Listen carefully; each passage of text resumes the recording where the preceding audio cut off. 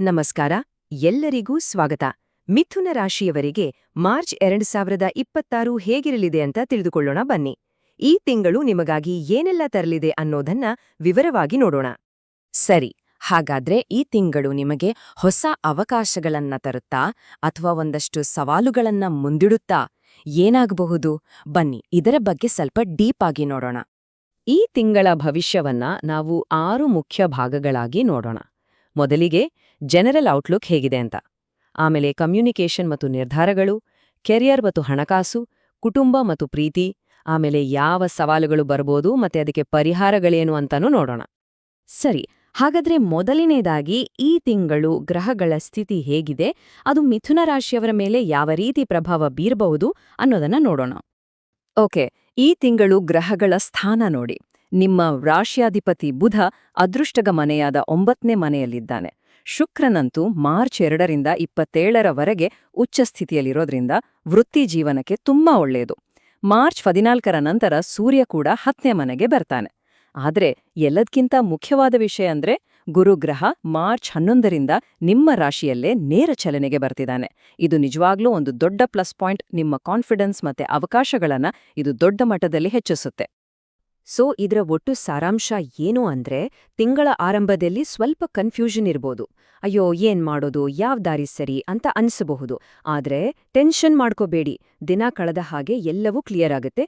ಒಳ್ಳೊಳ್ಳೆ ಅವಕಾಶಗಳು ತಾವಾಗಿಯೇ ನಿಮ್ಮನ್ನ ಹುಡುಕೊಂಡು ಬರ್ತವೆ. ಹಾಗಾದ್ರೆ ಇಷ್ಟೆಲ್ಲ ಪವರ್ಫುಲ್ ಗ್ರಹಗಳ ಎನರ್ಜಿ ನಿಮ್ಮ ಮಾತುಕತೆ ಮತ್ತೆ ನೀವು ತಗೊಳ್ಳೋ ನಿರ್ಧಾರಗಳ ಮೇಲೆ ಹೇಗೆ ಪ್ರಭಾವ ಬೀರುತ್ತೆ? ಬನ್ನಿ ಅದನ್ನ ನೋಡೋಣ. ನೋಡಿ, ಈ ತಿಂಗಳ ಅತ್ಯಂತ ಮುಖ್ಯವಾದ ಸಲಹೆ ಅಂದ್ರೆ ಇದೆ: ಒಂದೇ ವಿಷಯದ ಮೇಲೆ ಗಮನ ಇಡಿ. ಯಾಕಂದ್ರೆ ನಿಮಗೆ ತುಂಬಾನೇ ಅವಕಾಶಗಳು ಕಾಣಿಸುತ್ತವೆ, ಆದ್ರೆ ಎಲ್ಲದರ ಹಿಂದೆ ಹೋದ್ರೆ ಆಗಲ್ಲ. ಯಾವ್ದಾದ್ರೂ ಒಂದ್ರ ಮೇಲೆ ಫೋಕಸ್ ಮಾಡಿದ್ರೆ ಮಾತ್ರ ಯಶಸ್ಸು ಸಿಗೋದು. ಈ ತಿಂಗಳು ನಿಮ್ಮ ಮಾತಿಗೆ ಒಂದು ವಿಶೇಷವಾದ ಆಕರ್ಷಣೆ ಇರುತ್ತೆ. ನೀವು ಹೇಳಿದ್ದನ್ನ ಜನ ಕೇಳ್ತಾರೆ, ಒಪ್ಕೋತಾರೆ. ಆದ್ರೆ ಇಲ್ಲೊಂದು ಎಚ್ಚರಿಕೆ ಇದೆ: ರಾಹುವಿನ ಪ್ರಭಾವದಿಂದ ಮಾತಲ್ಲಿ ಸ್ವಲ್ಪ ಕೋಪ, ಅಹಂಕಾರ ಅಥವಾ ಟೆನ್ಷನ್ ಬಂದ್ರೆ ಸಾಕು, ಎಲ್ಲವೂ ಉಲ್ಟಾ ಆಗಬಹುದು. ಮಿಸ್ಅಂಡರ್ಸ್ಟ್ಯಾಂಡಿಂಗ್ ಆಗೋ ಚಾನ್ಸಸ್ ಜಾಸ್ತಿ. ಸೊ ಎಷ್ಟು ಸಾಧ್ಯವೋ ಅಷ್ಟು ಪ್ರೀತಿಯಿಂದ, ತಾಳ್ಮೆಯಿಂದ ಮಾತಾಡಿದ್ರೆ ಗೆಲುವು ಗ್ಯಾರಂಟಿ. ಸರಿ, ಈಗ ವೃತ್ತಿ, ಆದಾಯ ಮತ್ತೆ ಖರ್ಚು ವೆಚ್ಚಗಳ ಬಗ್ಗೆ ಮಾತಾಡೋಣ. ಹಣಕಾಸಿನ ವಿಚಾರದಲ್ಲಿ ಈ ತಿಂಗಳು ಹೇಗಿರಲಿದೆ ಅಂತ ನೋಡೋಣ. ಒಂದ್ ಕಡೆ ನೋಡಿದ್ರೆ ಆದಾಯಕ್ಕೆ ತುಂಬಾನೇ ಒಳ್ಳೆ ಅವಕಾಶಗಳಿವೆ. ಫ್ರೀಲಾನ್ಸಿಂಗ್, ಆನ್ಲೈನ್ ಕೆಲಸ, ಹೀಗೆ ಹೊಸ ದಾರಿಗಳು ಓಪನ್ ಆಗ್ಬೋದು. ಆದ್ರೆ ಇನ್ನೊಂದ್ ಕಡೆ ಖರ್ಚಿನ ಬಗ್ಗೆನೂ ಗಮನ ಇರಬೇಕು. ಚಿಕ್ಕಪುಟ್ಟ ಖರ್ಚು ಅಂತಾನೆ ನಾವು ಮಾಡೋದು, ಆದ್ರೆ ತಿಂಗಳ ಕೊನೆಗೆ ನೋಡಿದ್ರೆ ದೊಡ್ಡ ಮೊತ್ತ ಆಗಿರುತ್ತೆ. ಸೊ ಬಜೆಟ್ ಬಗ್ಗೆ ಸ್ವಲ್ಪ ಕೇರ್ಫುಲ್ ಆಗಿರಿ. ವೃತ್ತಿ ಜೀವನದಲ್ಲಿ ಅಂತೂ ಈ ತಿಂಗಳು ನೀವು ಸಿಕ್ಕಾಪಟ್ಟೆ ಬ್ಯುಸಿ ಇರ್ತೀರಾ. ಸಭೆಗಳು, ಚರ್ಚೆಗಳು, ಓಡಾಟ ಹೀಗೆ ಇರುತ್ತೆ. ಕೆಲವರಿಗೆ ಚಿಕ್ಕಪುಟ್ಟ ಪ್ರಯಾಣಗಳಾಗಬಹುದು. ಇದರಿಂದ ಹೊಸ ಐಡಿಯಾಗಳು ಕೂಡ ಹುಟ್ಕೊಳ್ತವೆ. ಅದರಲ್ಲೂ ಐಟಿ, ಮೀಡಿಯಾ, ಕನ್ಸಲ್ಟಿಂಗ್ ಫೀಲ್ಡಲ್ಲಿರೋರಿಗೆ ತುಂಬಾನೇ ಒಳ್ಳೆ ರಿಸಲ್ಟ್ ಸಿಗುತ್ತೆ.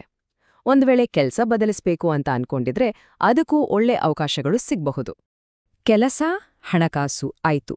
ಈಗ ನಮ್ಮ ವೈಯಕ್ತಿಕ ಜೀವನದ ಕಡೆ ಬರೋಣ. ಕುಟುಂಬ, ಪ್ರೀತಿ, ಮನೆ, ಈ ವಿಚಾರಗಳಲ್ಲಿ ಗ್ರಹಗಳ ಪ್ರಭಾವ ಹೇಗಿರ್ಲಿದೆ ನೋಡೋಣ ಬನ್ನಿ. ಮನೆಯಲ್ಲಿ ಒಂದು ಖುಷಿಯಾದ ವಾತಾವರಣ ಇರುತ್ತೆ. ಬೇಕಿದ್ರೆ ಮನೆಗೆ ಹೊಸ ಲುಕ್ ಕೊಡೋದು, ರೀಡೆಕೋರೇಟ್ ಮಾಡೋದ್ರ ಬಗ್ಗೆ ಯೋಚಿಸಬಹುದು.